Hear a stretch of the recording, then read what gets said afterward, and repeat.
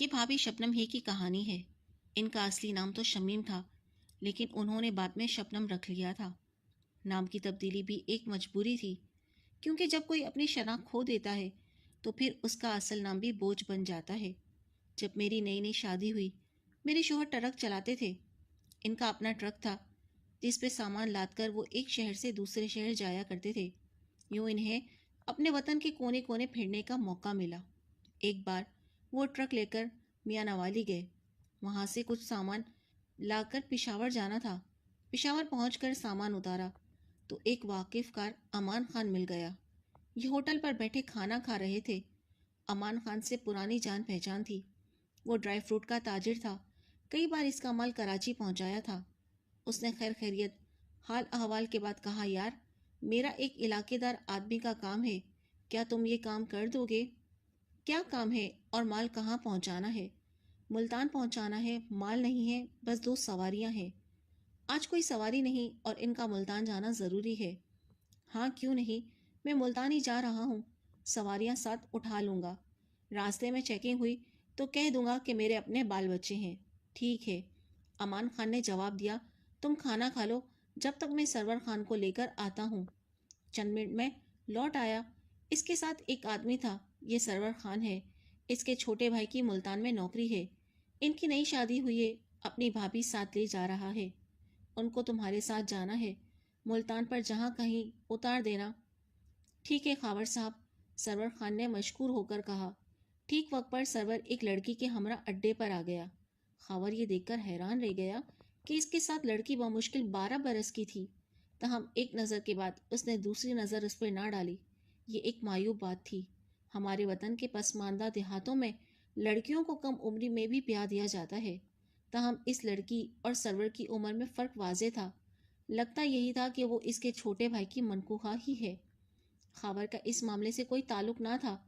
امان خان لین دین کا کھڑا تجارتی بندہ تھا اور اس سے پرانا تعلق بھی اس کی تجارت کی بنیاد پر تھا۔ اعتبار کر کے میرے خاور نے اس کی استدعا پر ان لوگوں کو ساتھ لے جانے کی حامی بھر لی تھی۔ لڑکی نے چادر سے خود کو اچھی طرح ڈھانپ رکھا تھا، صرف چہرے کا تھوڑا سا حصہ ظاہر تھا، جس کو دیکھ کر لگتا تھا کہ لڑکی نوعمر ہونے کے علاوہ خوبصورت ہے۔ اس ایک جھلک کے بعد خاور نے اس بچی کی دوسری جھلک نہیں دیکھی۔ وہ خود ڈرائیونگ سیٹ پر بیٹھ گیا، معاون ملازم کو ساتھ والی نشست پر بٹھایا، جبکہ سرور اور اس کے ہمراہ آنے والی کو اس نے پچھلی سیٹ پر، جس کو ٹرک ڈرائیور چلتے ٹرک میں سونے یا آرام کرنے کے لیے استعمال کرتے ہیں۔ ساری رات کا سفر طے کر کے یہ لوگ صبح ملتان پہنچ گئے۔ ابھی اندھیرا باقی تھا۔ رات بھر ٹرک چلا کر خاور بہت تھک چکے تھے، وہ اب آرام کرنا چاہتے تھے۔ معاون ملازم نے کہا، اتار دو استاد جی، میں گھر چلا جاؤں گا۔ اب ان دونوں سواریوں کو بھی اتار کر خاور نے گھر آنا تھا۔ ہمارا گھر شہر سے کچھ اور آگے ایک مضافاتی بستی میں تھا۔ چونکہ لڑکی ہمراہ تھی اور وقت ایسا تھا کہ ابھی صبح کا اجالا بھی اچھی طرح نہیں پھیلا تھا، خاور نے یہی مناسب خیال کیا کہ اڈے پر اتارنے کے بجائے وہ ان لوگوں کو ان کی منزل کے قریب اتار دے۔ اس نے سرور خان سے پوچھا، آپ لوگوں نے کہاں اترنا ہے؟ جگہ بتا دیں تو آپ کے ٹھکانے کے قریب ہی اتار دوں گا۔ سرور نے بتایا کہ فلاں جگہ پہنچا دو، آگے ہم خود چلے جائیں گے۔ جب وہ مطلوبہ جگہ اتر گئے، خاور نے ذرا دیر کو ٹرک سے اتر کر 1 کپ چائے کا آرڈر دیا اور خود ہوٹل کے واش روم جانے کا سوچا۔ اس کی دونوں سواریاں سڑک پر پیدل چلتے ہوئے ایک قریبی گلی میں مڑ گئیں۔ خاور کو خیال آیا کہ سرور نے ایک بیگ اسے دیا تھا جس میں اس کے کپڑے یا شاید ضرورت کا سامان ہوگا۔ وہ بیگ تو انہوں نے طلب نہیں کیا۔ خاور چائے خانے سے دوڑ کر سڑک کی طرف گئے اور بیگ اٹھا کر دوڑ لگا دی تاکہ اپنی سواریوں کو آواز دے کر روک سکیں کہ اپنا سامان تو لے لیں۔ جب خاور گلی کے سرے تک پہنچے، دیکھا کہ وہ گلی کے آخری کونے پر تھے اور وہاں ایک مکان پر دستک دے رہے تھے۔ ذرا دیر بعد دروازہ کھلا اور وہ اندر چلے گئے۔ خاور نے اطمینان کا سانس لیا کہ گھر دیکھ لیا ہے۔ وہ گلی پار کرنے کے بجائے ٹرک کی جانب لوٹ آیا اور چائے خانے کے واش روم میں چلا گئے۔ حاجت سے فارغ ہو کر منہ ہاتھ دھویا۔ اتنے میں چائے کی ٹرے ٹیبل پر موجود تھی اور ایک چھوٹا ان کا منتظر تھا۔ سوچا چائے پی کر بیگ پچھلی سیٹ سے اتار لوں گا اور پھر اس سامان کو سرور کے حوالے کرنے مذکورہ مکان پر چلا جاؤں گا۔ خاور نے چائے کے بعد آرام کیا اور پاؤں میں چپل پہنے सामान देने चल दिए। किस्मत खराब के चप्पल में से कांच पाँव में चुभ गया और खून बहने लगा। जब दरवाजे पर दस्तक दी, दर्द से जान निकली जा रही थी। कुछ देर तक बार बार दस्तक देने के बाद दरवाजे पर एक निहायत हसीन तोशीदा आंखें मलती हुई आई और दर को जरा सा खोल के बोली, कौन है, क्या नाम है? सरवर खान का ये बैग है, उसको दे दे। नफरत से वो लड़की अंदर चली गई। पाँव में से दर्द से ठेसे उठ रही थी, खून बह रहा था। वो सरवर खान को आवाज लगाते हुए दरवाजे से अंदर चले गए।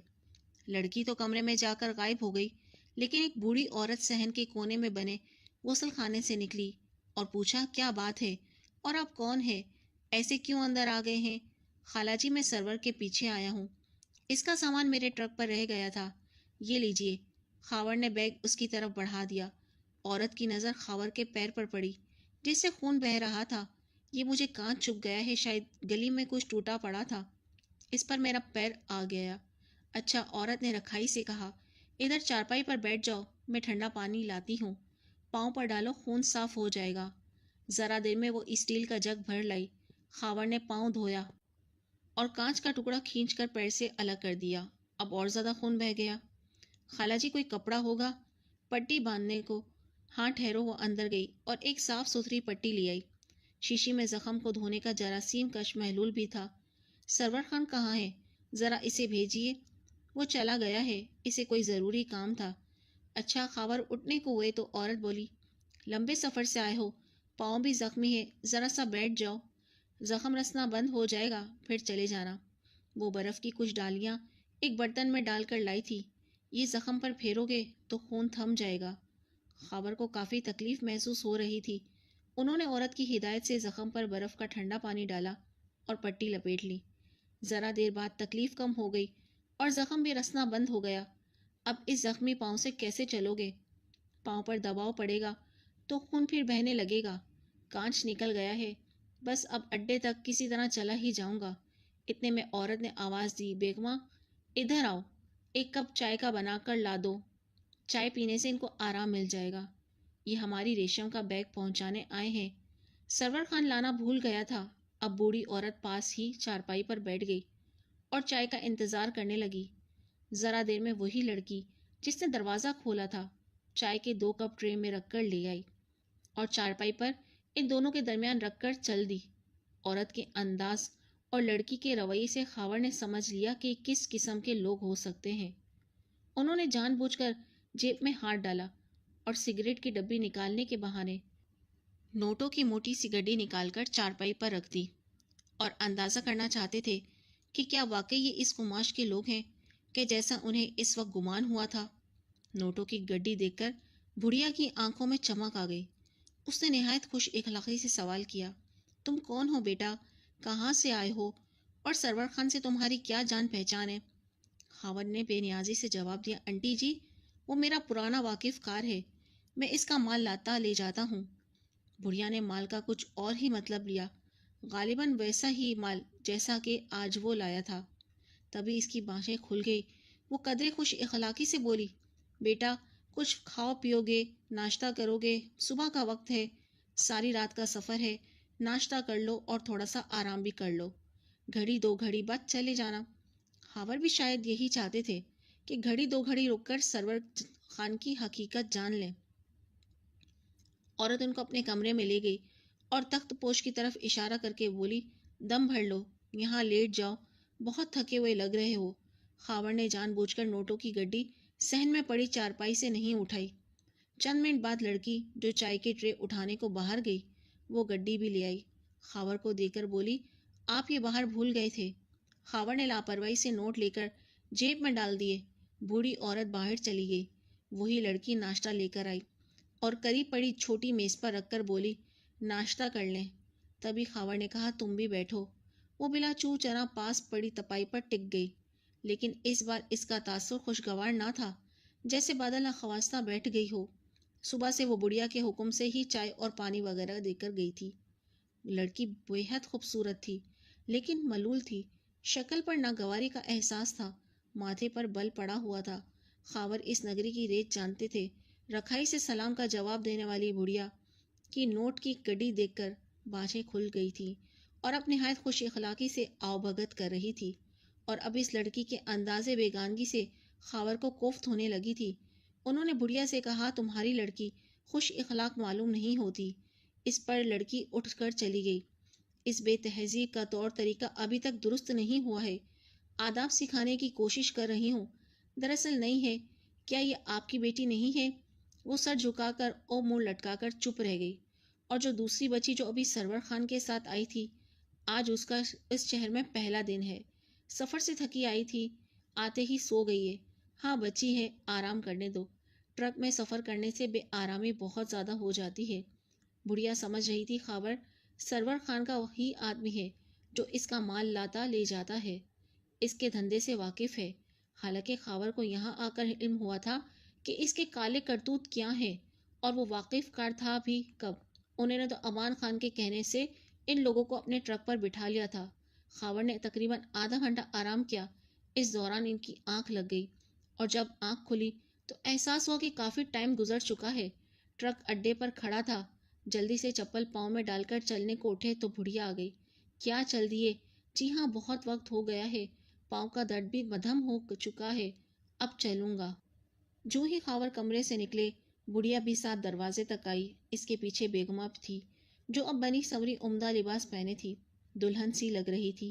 وہ بے حد دلکش تھی کہ خاور کے دل میں اتر گئی۔ دوبارہ ضرور آنا، کب آؤ گے؟ بڑی بی نے اپنائیت سے کہا تو خاور نے جواب دیا، جب ادھر سے گزرنا ہوا آ جاؤں گا۔ تبھی لڑکی پر نظر ڈالی، 16 سنگھار کے اس کی طرف دیکھ کر مسکرا دی، لیکن اس کی مسکراہٹ زبردستی کی تھی، مصنوعی مسکراہٹ، جیسے وہ کوئی خفیہ پیغام دے رہی تھی۔ خاموشی کی زبان میں سمجھا رہی تھی کہ میں وہ نہیں ہوں جیسا تم مجھے سمجھ رہے ہو۔ میں مجبور ہوں اور حالات کے جال میں پھنسی ہوئی ہوں، حالات کے رحم و کرم پر ہوں۔ میری خبر لینے دوبارہ ضرور آنا۔ گھر آ کر خاور نے ہر بات مجھے بتا دی اور بولے، نازیہ کوئی ایسی بات ضرور اس لڑکی میں تھی جو رحم کھانے پر مجبور کر رہی تھی۔ اگر تم اجازت دو تو ایک بار اور وہاں جا کر حالات جاننے کی کوشش کروں۔ میں نے کہا، کوئی بیوی اس کی اجازت نہیں دے سکتی، مگر میں آپ کو اجازت دیتی ہوں۔ ہماری نئی شادی ہوئی ہے، سو جیون ساتھی کو آزمانا بھی تو تھا۔ بولے، تم سے محبت ہے تبھی سب کچھ بتایا ہے، نہ بتاتا تو بھی تمہیں کیا معلوم ہوتا؟ مرد باہر جا کر جو کرے، بیوی تو گھر کی چار دیواری میں وفا کی دیوی ہوتی ہے۔ اسے کیا خبر کیا ہو رہا ہے؟ لیکن میں ایسا مرد نہیں ہوں۔ 2 ہفتے بعد ایک روز ملتان اڈے پر سے ٹرک کھڑا کیا تو گھر جانے سے پہلے خیال آیا بیگمہ کو دیکھنا چاہیے۔ قدم خود بخود اس گلی کی طرف چل پڑے۔ خاور نے اسی وقت دروازے پر دستک دی۔ ادھیڑ عمر عورت نے در کھولا، جو ان کی ملازمہ معلوم ہوتی تھی۔ اس نے کمرے میں لا بٹھایا۔ پھر بڑی بھی برآمد ہوئی اور دیکھتے ہی ان کی بانچیں کھل گئی۔ آؤ بیٹا، سدا آؤ، تمہارا کب سے انتظار تھا۔ خاور نے تبھی جیب سے نوٹوں کی گڈی نکال کر بڑھیا کے ہاتھ میں تھما دی۔ اسی رکھیے گا، پھر کسی دن آ کر لے جاؤں گا، ابھی بہت آگے جانا ہے، اتنی رقم ساتھ لے کر نہیں جانا چاہتا، واپسی پر دیکھی جائے گی۔ بنا چو چرا وہ رقم اندر لے گئی۔ تھوڑی دیر بعد سوری بیگمہ برآمد ہوئی۔ وہ خاور کے ساتھ تنہائی میں بیٹھی رو رہی تھی۔ ذرا سی ہمدردی پا کر ہی اس کی آنکھوں کے پیالے چھلک پڑے تھے۔ اس نے بتایا، جب میں 9ویں میں پڑھتی تھی، ایک نوجوان کے جھانسے میں آ گئی، یوں سرور خان کے ہاتھ لگی اور اس نے مجھے اس عورت کے ہاتھ بیچا۔ جب سے یہاں ہوں، مجبوراً رہتی ہوں، یہاں سے بھاگی بھی تو کدھر جاؤں گی؟ دنیا تو جانوروں سے بھری پڑی ہے۔ خاور نے اسے اعتبار دلایا تو اس نے بتایا کہ وہ رحیم یار خان کے ایک گاؤں کی رہنے والی ہے اور کراچی میں والدین عرصے قبل محنت مزدوری کرنے آ گئے تھے۔ ماں کوٹھیوں میں کام کرتی تھی تو باپ رکشہ چلاتا تھا۔ تھوڑی تھوڑی رقم جوڑ کر وہ سرمایہ جمع کر رہے تھے تاکہ واپس گاؤں جا کر زمین کا چھوٹا سا ٹکڑا خرید سکیں اور گزارے کا آسرا ہو جائے۔ رحیم یار خان میں مزدوری تو ملتی تھی، لیکن دیہات میں رہنے کی وجہ سے برائے نام اجرت ملتی تھی۔ بھوکوں مرتے تھے، گزارا نہیں ہوتا تھا۔ بیگمہ 6 بہن بھائیوں میں سب سے بڑی تھی اور 9ویں میں پڑھتی تھی۔ ماں باپ چاہتے تھے کہ میٹرک پاس کرے تاکہ گاؤں جا کر کسی اسکول میں استادنی لگ جائے۔ وہ اس کو کوٹھیوں میں جھاڑو پوچھے پر نہ لگانا چاہتے تھے، کیونکہ اس کام کے بہانے کچھ نو عمر لڑکیاں بھاگ چکی تھیں۔ دولت کی چمک دمک دکھا کر کئی اوباش لوگ ان کو اڑا لے تھے۔ لڑکیاں تو نادان ہوتی ہیں، گھر میں پابند ہوں کہ اسکول جائیں، جب ان کی کچی عمر ان کو اونچے خواب دکھانے لگے تو خطرات ارد گرد منڈانے لگتے ہیں۔ بیگمہ ایک دن اسکول سے گھر آنے کو نکلی تو روڈ پر ایک گاڑی میں بیٹھے نوجوان نے اس کو اپنی جانب متوجہ کر لیا۔ اس کے قدم ذرا سے ڈگمگا گئے، دل دھڑکنے لگا، ڈر کر اس نے گلی میں دوڑ لگا دی اور گھر کے اندر آ کر دم لیا۔ باپ اور ماں کام پر گئے تھے اور چھوٹے بہن بھائی مدرسے، تب بھی اس نے گھر کا دروازہ خوب اچھی طرح بند کر دیا۔ اسے خبر نہ تھی کہ وہ نوجوان بھی اس کے تعاقب میں گھر تک گیا تھا اور اس کا ٹھکانہ دیکھ لیا۔ چند ہی دنوں بعد جب وہ اسکول جانے کو نکلی، گلی کے اختتام پر دو نوجوانوں نے اس کے منہ پر ہاتھ رکھا اور قریب کھڑی گاڑی میں اسے دھکیل کر وہاں سے روانہ ہو گئے۔ یہ سرور خان کے آدمی نہ تھے، لیکن یہ گروہ غریبوں کی لڑکیاں اغوا کر کے وطن کی آخری چوٹی کے پاس پہاڑوں میں لاتا تھا، اور یہاں ہر جمعرات انسانوں کی منڈی لگتی تھی۔ سرور خان کے آدمی ادھر سے ہی لڑکیاں خرید کر لے جاتے تھے، پھر ان کو غلط دھندا کرنے والوں کے ہاتھوں فروخت کر کے دام کھڑے کر لیتے تھے۔ وہ ہمیشہ چھوٹی بچیاں اور کمسن لڑکیاں خریدتا تھا تاکہ آسانی سے خوف زدہ کر کے اپنا مقصد حاصل کر لے۔ یہ بچیاں جہاں بکتی تھیں وہاں سے نکل کر نہیں جا سکتی تھیں۔ اکثر تو محبت کا جھانسا دے کر اغوا کرنے والے بھی اس گروہ کے رکن تھے، جو ان کو اس تک پہنچا دیتے تھے جہاں سے راستہ قلعہ جانی خلیل کو جاتا تھا، جہاں ایسے ہی اغوا شدہ 20 لڑکے لڑکیاں مرد و عورت بکتے تھے۔ باقاعدہ منڈی لگتی تھی اور دوسرے ملکوں سے بھی خریدار ان کو خرید کر لے جاتے تھے۔ بیگمہ کی زبانی ایسے انکشافات سن کر خاور کے پیروں تلے سے زمین نکل گئی۔ بڑھیا اندر گڈی سے نوٹ گن رہی تھی اور دوسرے کمرے میں بیگمہ اپنی غمزدہ داستان خاور کو بیان کر رہی تھی۔ کیا اب تم واپس والدین کے پاس جانا چاہو گی؟ نہیں، وہ مجھے قبول نہیں کریں گے۔ رشتہ دار، باپ اور بھائیوں کے ہاتھوں مجھے مروا دیں گے کہ گھر سے بھاگ گئی تھی۔ اپنی داستان بتاؤں گی، پھر بھی وہ یقین نہ کریں گے۔ تب میں کوشش کروں گا، خاور نے کہا۔ کوشش کرنے میں کیا حرج ہے، کر کے دیکھ لو، بیگمہ نے جواب دیا۔ اگلے ماہ خاور دوبارہ وہاں گیا۔ بڑھیا سے کہا، تمہاری بیٹی ہم کو پسند آ گئی ہے، میں اس سے شادی کا آرزو مند ہوں۔ کتنے میں دو گی؟ اس نے لاکھوں میں قیمت لگا دی، مگر وہ بیگمہ کی آزادی کی قیمت سے زیادہ نہ تھی۔ فوری طور پر میرے خاور نے ٹرک فروخت کیا اور رقم بڑھیا کو دے کر بیگمہ کو گھر لے آئے۔ ہم نے اس کے والدین سے رابطہ کیا، مگر انہوں نے جواب دیا، اب وہ ہمارے لیے مر گئی ہے، واپس آئے بھی تو اسے ہمارے لوگ بیچ دیں گے۔ ماں نے خفیہ پیغام بھیجوایا کہ بہتر ہے واپس نہ آئے، آپ لوگ کسی اچھی جگہ اس کی شادی کر دیں، میں ملنے آ جایا کروں گی۔ اب بیگمہ کی شادی کا مسئلہ تھا۔ انہی دنوں کارگل کی جنگ چھڑی اور میرا بھائی جو فوج میں تھا زخمی ہو کر آیا۔ ایک ٹانگ اڑ گئی تھی، دشمن کے گولے کی زد میں آ گیا تھا، وہ ریٹائر کر دیا گیا تھا اور باعزت ریٹائرمنٹ کے ساتھ کافی رقم بھی معذور ہونے کی وجہ سے ملی۔ اس کی شادی کا مسئلہ تھا۔ جب ٹھیک ہو کر آیا تو کڑیل اور خوبصورت جوان ہونے کے باوجود معذور تھا۔ بیگمہ نے اسے دیکھا تو اس کی آنکھوں میں آنسو آ گئے۔ تب میں نے پوچھا، بیگمہ کیا تم میرے بھائی سے شادی کرنا پسند کرو گی؟ اس نے جواب دیا، کیوں نہیں؟ آپ نے مجھے سہارا دیا ہے، میں بھی آپ کے بھائی کا سہارا بنوں گی۔ بھائی کو سرکار کی طرف سے واجبات ملے، گھر مل گیا اور رقم کو انہوں نے فکس کروا دیا، اور رقم البتہ میرے خاوند کو واپس کر دی، ٹرک بیچ کر جس رقم سے انہوں نے بیگمہ کو گندے ماحول کی نظر ہونے سے بچایا تھا۔ اللہ تعالیٰ اسباب خود پیدا کرتا ہے، اگر نیت نیک ہو۔ خاور ٹرک فروخت کر کے بے روزگار اور بے دست پا ہو چکے تھے۔ اس رقم سے وہ دوبارہ ٹرک خرید لیا اور اللہ نے برکت دی، 1 سے 2 پھر 3 ٹرک ہو گئے۔ میرے بھائی نے بھی ان کے کاروبار میں حصہ ڈالا اور منافع میں شریک ہو گئے، یوں ان کے حالات اور اچھے ہو گئے۔ یہ بیگمہ کی قسمت تھی، ان کے 2 بیٹے ہو گئے۔ بدقسمتی سے تیسرے بچے کی پیدائش پر وہ اپنی زندگی کی بازی ہار گئی۔ نومولود بچی میں نے گود لے لی، بلکہ تینوں بچوں کی پرورش کی۔ میرے بھائی نے اور شادی نہ کی اور یہ بچے ہی ان کے بڑھاپے کا سہارا ہوئے۔ بیگمہ کا اصل نام شمیم تھا اور بھائی اس کو پیار سے شبنم کہتے تھے۔